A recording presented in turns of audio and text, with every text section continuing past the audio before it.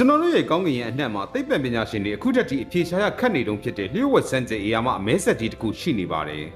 ။ဒီအမဲဆက်ကြီးကိုသိပ္ပံပညာရ CMB Ghost Spot သို့မဟုတ်အရာမှကွက်လက်ကြီးလို့ခေါ်ဆိုကြပါတယ်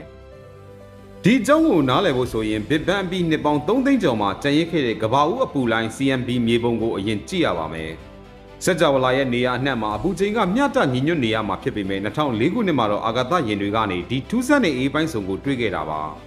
ဒီနေရာဟာစัจ java လာရဲ့အခြားနေရာတွေထက်အပူချိန်နည်းငယ်ပိုမိုအေးဆက်နေပြီး Eridanus ကျေစုတန်းပတ်မှာတည်ရှိပါတယ်။ဒီမဲဆက်ကြီးဟာအလျားအပြင်အလင်းနဲ့တန်ပေါင်း1600ကျော်ထိကျယ်ဝန်းပြီးစัจ java လာထဲမှာအကြီးဆုံးဧရိယာဖြစ်နေပါတယ်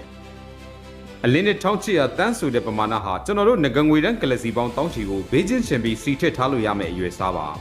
။အဲ့ဒီအရာမှကွက်လက်ကြီးထဲမှာထူးခြားတာကဓာတ်ထုတွေဖြစ်တဲ့ဂလက်ဆီတွေကျယ်တွေနဲ့ဓာတ်ငွေတွေဟာလုံးဝနေပါစိတ်သုံးနေကြတာဖြစ်ပါတယ်။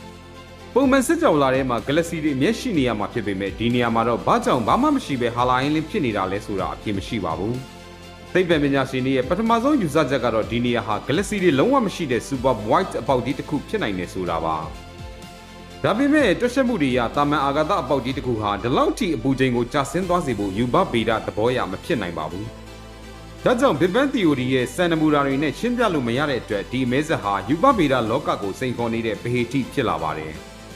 ဒီအခြေအနေမှာပြည်သိမ့်သိပ္ပံပညာရှင်တွေကစိတ်လှုပ်ရှားစရာအကောင်းဆုံး theory အသစ်တစ်ခုကိုနောက်ပိုင်းမှာထုတ်ဖော်ခဲ့ကြပါတယ်